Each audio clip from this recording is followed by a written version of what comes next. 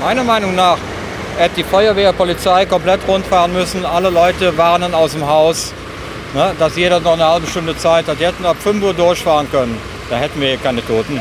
Man hätte das vorhersagen können bei den ganzen Niederschlägen in Belgien, in Holland, hier überall in Deutschland. Bei so starken Regenfällen hätten die das berechnen können und hätten eine Evakuierung machen können.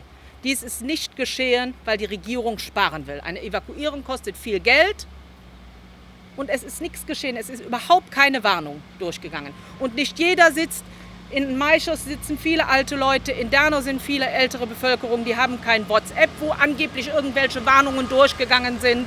Und man hat auch keine Zeit im täglichen Leben. Wir haben eine Gastronomie, wir hatten Hausgäste, wir hatten Essen zu kochen, um immer in den Medien zu gucken, WhatsApp oder Facebook, ob da jetzt eine Warnung rausgeht. Es ist hier kein THW, gar nichts vorbeigefahren. Die ersten Tage nach der Flut waren nur freiwillige Leute hier. Ich habe hier keine Soldaten gesehen, kein THW, gar nichts. Polizei, schwer bewaffnet, haben auf der Josefbrücke gestanden und haben geguckt, wie das Wasser kommt. Was das Wasser angerichtet hat. Mehr haben die nicht gemacht. Die haben weder einen Keller leer geschippt, noch haben die hier irgendwas weggeräumt, sondern es waren nur freiwillige Leute von außerhalb. Die sind bei uns auf die Toilette gegangen, haben gefragt, wo können wir hin, wo geht's nach Dernau. Wir haben den Weg gezeigt, weil auch keine Organisation war, wie man überhaupt jetzt fahren kann. Das Internet ist weg, Strom ist weg, Wasser ist weg. Die Leute konnten auch nicht auf Google zurückgreifen, um zu gucken, wie geht der Weg nach Dernau. Die sind mit schweren LKWs hier angefahren, von überall her, mit schweren Baggers, wollten aufräumen, wollten helfen, aber wussten nicht, wo es hergeht. Man hat es mit dem Fahrrad vorgefahren und hat denen den Weg gezeigt, wo sie höher fahren können, oben über die Rotwein-Wanderweg, dass sie da irgendwie herfahren können. Weil Dernau ist ganz abgeschlossen, Marienthal ist ganz abgeschlossen, weil da überhaupt keine Straße mehr existiert. In Marienthal, was ein Tal ist, was sich etwas ausweitet, da hat sich das Wasser gesammelt, ist gestiegen und dann zwischen den Weinbergsfelsen ist eine Engstelle und da hat es nochmal richtig Schub gekriegt und dann mit Kraft alles zerstört.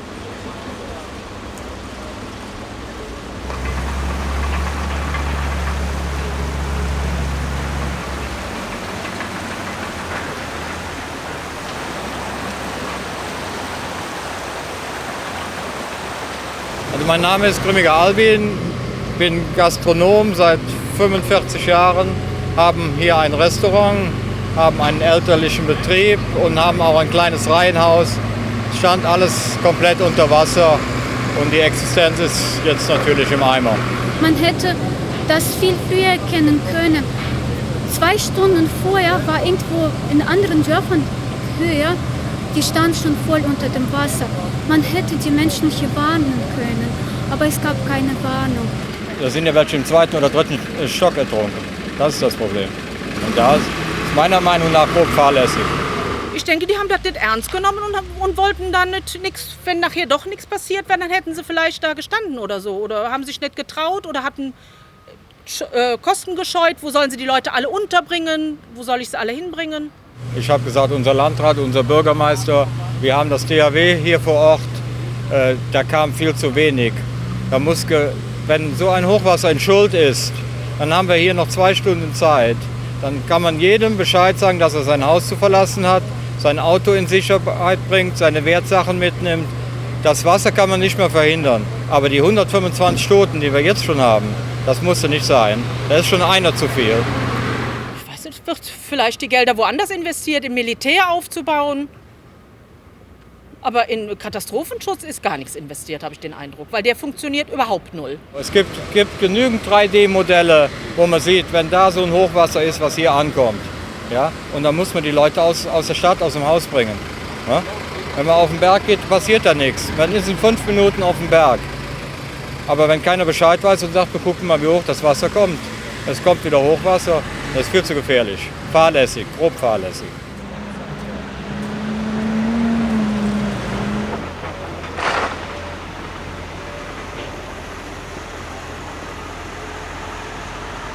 Erfahren haben wir gar nichts. Wir haben nur gesehen, wie das Wasser hier angelaufen kam.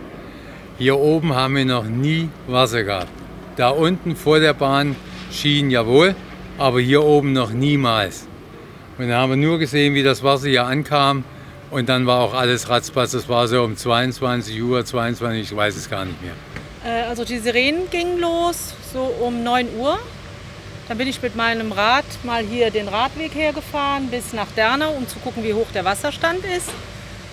Und da war er schon bedrohlich hoch, aber noch nicht auf der Straße. Dann bin ich zurück und dann kam schon der Nachbar und sagte, komm, wir holen Sandsäcke. Und mein Mann sagte, nein, hier kommt das Wasser nicht. Doch, sage ich, besser Vorsorge als nachher zu spät. Dann sind wir nach Neuenahr, wollten Sandsäcke holen. Es gab keinen Sand mehr, sagte dann nur, wir sollen den Sand aus dem Sandkasten holen. Aber der war ja schon überflutet. Und dann bin ich um 5 Uhr zu meinem Haus gefahren und habe Sandsäcke geholt. Und da hat die Nachbarschaft mich noch ausgelacht, warum ich Sandsäcke holen würde. Wir wären da hoch genug.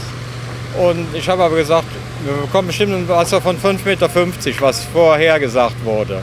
Und da haben wir gesagt, okay, dann gehen wir auch mal Sandsäcke holen. Hat bei uns alles nichts genützt. Dann haben sie uns leere Säcke mitgegeben.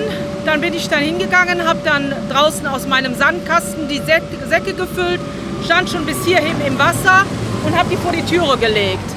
Wir Nachbarn haben draußen gesessen auf der Terrasse und Kaffee getrunken. Und ich wollte meinen Becher reinbringen und nochmal einen Kaffee rausbringen. Und dann schoss das Wasser schon in die Haustüre. Und flutete den Flur und die Küche. Und es kam so plötzlich, dass ich sogar die Tür zudrücken musste mit Gewalt, dass nicht zu viel in den Flur kam. Aber es lief dann doch ungefähr 50 Zentimeter hoch. Es ist ein Fahrzeug vorher hier durchgefahren, was mitgeteilt kriegt, dass im Mariental, das ist der nächste Ort, wo in der nächsten Zeit der Strom abgeschaltet wird. Haben wir gedacht, ja gut, Mariental ist ja ein Ort weiter, bei uns ist alles okay, das Wasser wird wohl nicht über die Straße kommen. Ich bin zu Hause geblieben, keiner hat mich gewarnt, keiner an der Tür geklopft. Kam gar keine Warnung. Wir haben selber die Pegelstände geguckt, also im Internet, und haben gesagt, das ist jetzt verdammt hoch, wir müssen jetzt was tun. Dann stand da hinten immer ein Krankenwagen. Ich denke, warum steht der Krankenwagen da? Und dann kam er auf einmal hier hin und dann sagte die Durchsage, entweder ihr verlasst jetzt sofort das Haus oder geht in die obersten Etagen, eine Flutwelle kommt. Ja, müssen die Häuser evakuieren. Ich habe mit der Leitstelle gefunden. Entweder ihr fährt jetzt direkt. Ja, wird immer stärker. Und dann sind wir schnell rein, haben die Sandsäcke noch irgendwie im Sandkasten gefüllt, vor die Türe abgesichert, Tische vor die Türen gestellt, damit da kein Wasser reinkommt. Wenn die Feuerwehr, die hat uns um 10:30 versucht aus dem Haus zu holen und hat gesagt, ihr verlasst jetzt besser das Haus. Wir haben das nicht gemacht, wir sind in den ersten Stock gegangen und hatten das Wasser im Haus 1,95 Meter stehen. Wenn wir rausgegangen wären, wären wir vielleicht auch ertrunken, wie viele andere auch. Weil das Wasser ist so schnell gestiegen und auf den Steinen in Bad Neuenahr ist alles flach. Du hast keine Chance, irgendwo auf den Berg zu kommen. Du läufst erst mal 1 Kilometer durchs Wasser. Ja, wir wollten noch, ich habe den Hund auf den Arm genommen und wollte noch rüber in die Gaststätte, die schräg rüber ist. Und dann bin ich hier raus und da ging mir das Wasser schon bis zum Knie und da kam eine Welle, die hat mich fast weggerissen. Und daraufhin bin ich sofort wieder mit meiner Frau ins Haus. Und dann haben wir probiert, da die Tür zuzuhalten und alles, weil ich dachte, ja, vielleicht kommt es nur langsam so ein bisschen. Ja. Wir hatten überhaupt keine Vorstellung. Aber irgendwann war die Tür, und vor allem die großen Baumstämme, die hier liegen, ja, hier, die haben hier die ganzen Fenster kaputtgeschlagen und dann kam das Wasser garantiert in 1,50 Meter, 1,60 Meter kam das hier reingeschossen. Da drinnen können Sie nachher gehen, wie hoch es war. Ein Hausgast hat versucht, sein Auto in dem Wasser festzuhalten, damit es nicht wegschwimmt, mit Seilen um die Pergola. Und wir haben dann von drinnen Wasser abgezogen, was reinlief. Und irgendwann haben wir uns gerettet in die erste Etage hoch, weil wir auch ein bisschen Angst hatten, ja, dass uns nicht auch noch was passiert.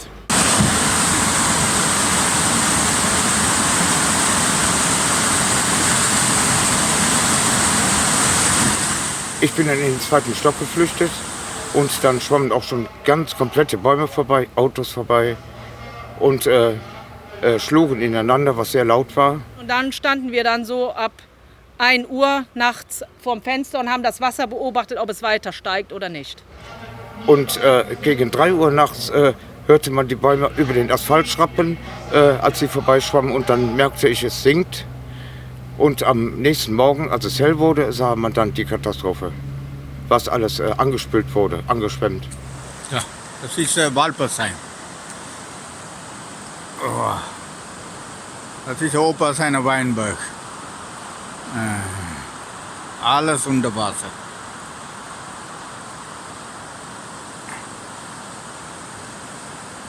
Also gerade bei uns im Viertel sind alleine 11 Leute gestorben. Ein Mann hat 4 Stunden im Baum gehangen und hat um Hilfe gerufen. Und keiner konnte ihm helfen, weil die Autos so an ihm vorbeischwammen.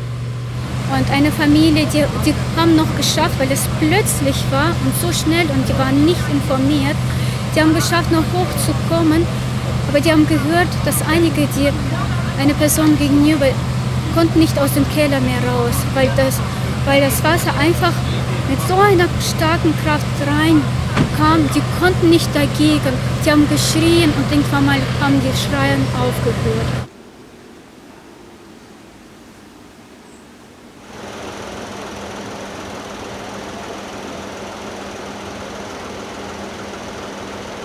Und am Donnerstagmittag sind dann Leute hier vorbeigekommen, auch die wir kannten, gehört haben zum Fenster. Die haben dann die Tür eingeschlagen, weil wir sind überhaupt nicht mehr rausgekommen aus dem Haus. Der Gerümpel, was drinnen alles lag, die Türen waren zu, die Fenster waren hier bis unter die Dachrinne, alles. Wir sind überhaupt nicht mehr rausgekommen hier. Und die haben dann die Tür eingeschlagen und die von außen und wir von innen haben dann die ganze Gerümpel so, dass man wenigstens erst mal raus auf die Straße kam. Ja, und dann war natürlich nichts den ganzen Tag. Verständlich, weil es war ja überall Chaos. Also ich habe nur festgestellt, dass viele private Leute hier vor Ort sind. Aber weder die Bundeswehr noch THW noch sonst einer vom Staat ist hier die ersten Tage aufgekreuzt. Es war alles nur Privatorganisationen.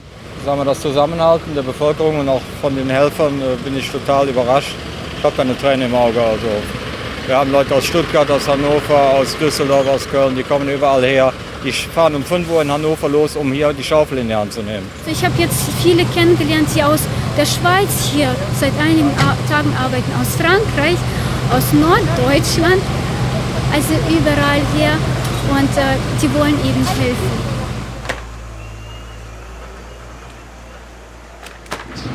Ich bin Rosa, ich komme aus Grifenbruch.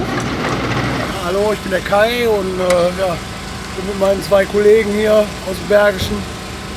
Und ich kann mich da auch nur meinen Kollegen anschließen. Also hier wird Hilfe gebraucht und ganz wichtig. Und ja, wir zeigen halt hier Solidarität und das ist schon echt toll, was hier in der Hinsicht abgeht. Ne? Ja, mein Name ist Aline. Ich komme aus dem Landkreis Schwäbisch Hall bei Stuttgart. Bin quasi heute Nacht hierher gefahren und fahre heute Abend bzw. Nacht wieder nach Hause. Ja, hallo, ich bin der Sven und wir sind spontan aufgebrochen aus dem Oberbergischen, um hier zu helfen. Ich bin der Paul und ich bin sein Sohn und wir haben uns jetzt spontan dazu entschieden, hier hinzufahren und haben heute Morgen schon einen Keller ausgeschaufelt und eine Tiefgarage.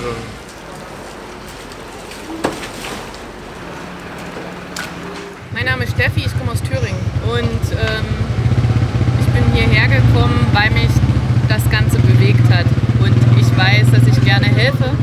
Und für mich war es keine Frage. Ich habe mich organisiert, ich habe das Auto vollgepackt, habe alles dabei zum Schlafen und bin jetzt hier und bleibe bis Sonntag. Ja, hallo, ich bin Michael.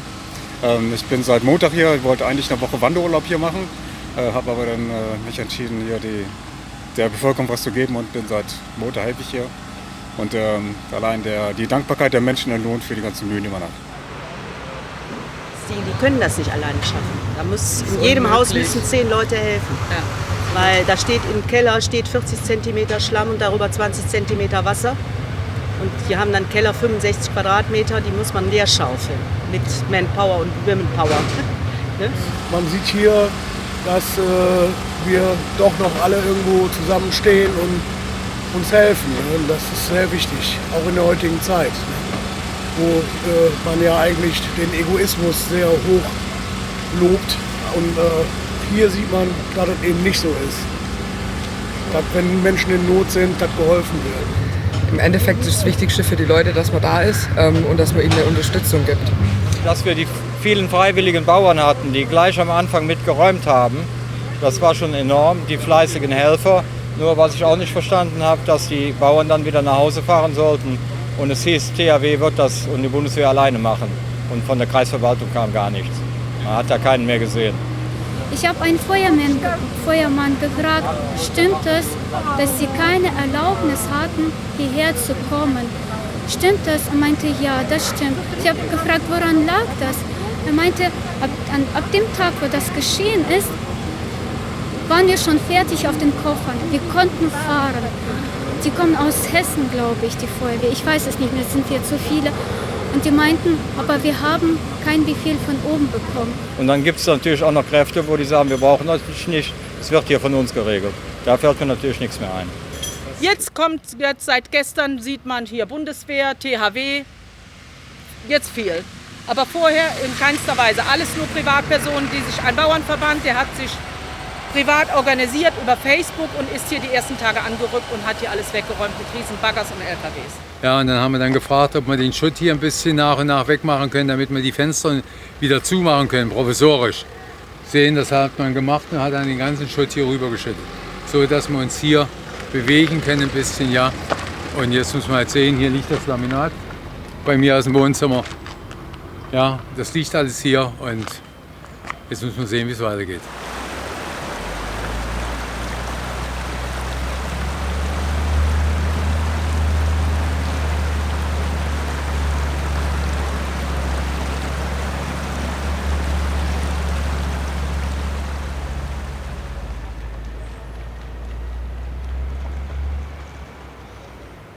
Also ich gehe mal davon aus, dass die Versicherungen gar nicht alles abdecken können. Ja, es wird natürlich viel gespendet, aber über den Daumen sind das doch hier bestimmt 50 Milliarden Schaden. Wo soll das ganze Geld herkommen? Ja, und jetzt ist aber so Vorhilfe von 200 Millionen. Was denkst du darüber? Aber wie viele Leute sind denn betroffen? Es hat doch jeder Haushalt 100.000, 200.000, 500.000 in den Sand gesetzt. Wie soll das verteilt werden? Wer verteilt das? Mit welchem Schlüssel wird das verteilt? Wer kriegt das Geld? Wo geht's hin? Und das wird nicht in den nächsten 14 Tagen, 3-4 Wochen sein, kann ich mir nicht vorstellen. Die Kehrseite ist die, ich bin auch betroffen. Ich habe zwar einen Hausrat, das ist nicht mein Haus, ich wohne hier zur Miete. Jetzt erzählt man mir, ich hätte eine Elementarversicherung gebraucht. Damals hat man mir gesagt, ich brauche keine, weil es ja nicht mein Eigentum ist. So, und jetzt geht die Eierei los. Also ich weiß nicht, man kriegt ja gar nicht mit, wo gibt es denn die Soforthilfe, wenn man nicht irgendeinen Bekannten hat oder sonst was, der Internet hat, der sagt, wo sagt denn hier einer, wo ist Soforthilfe? Fährt hier einer rum, gehen Sie nach Walpotsheim in die Dorfmitte, hier kriegen Sie Soforthilfe? Nein, habe ich bis jetzt noch nichts gehört. Ich habe jetzt vom Nachbarn gehört, geh mal nach Neuner auf die Kreisverwaltung, meine Tochter hat gesagt, da gibt es Soforthilfe, kann man Soforthilfe bekommen. Dann habe ich gestern gehört, hier unten auf dem Platz, du kannst dich bei E-Mail anmelden, Soforthilfe und alles, aber die Netze sind ja auch blockiert. Wenn man nicht von außerhalb einen hat, der einem das macht, ist man aufgeflogen. Und die Leute haben zu tun, mit ihren Kellern aufzuräumen, den Schlamm rauszuholen aus den ersten, zweiten Etagen, alles rauszuholen. Die können ja nicht auf die Kreisverwaltung laufen und sich Soforthilfe holen in Bad Neuenahr. Da kommt man ja auch nicht durch. Und wenn ich, sage ich mal, Ende des Jahres Geld bekomme, wenn ich es kriege dann, ich kann sowieso im Moment nichts kaufen. Weil das muss ja erstmal alles saniert werden. Ob das überhaupt saniert werden kann, muss man abwarten. Und Wohnungen gibt es ja auch keine. Wenn jedes zweite Haus jetzt leer stehen bleibt oder nicht mehr aufgebaut wird, ist das hier eine Geisterstadt. Einer hat zu mir gesagt, wir sind das Bagdad von Deutschland. Also total zerbombt, total kaputt. Und wie viele Tote wir hier haben, das hat es, glaube ich, in Deutschland noch nie gegeben.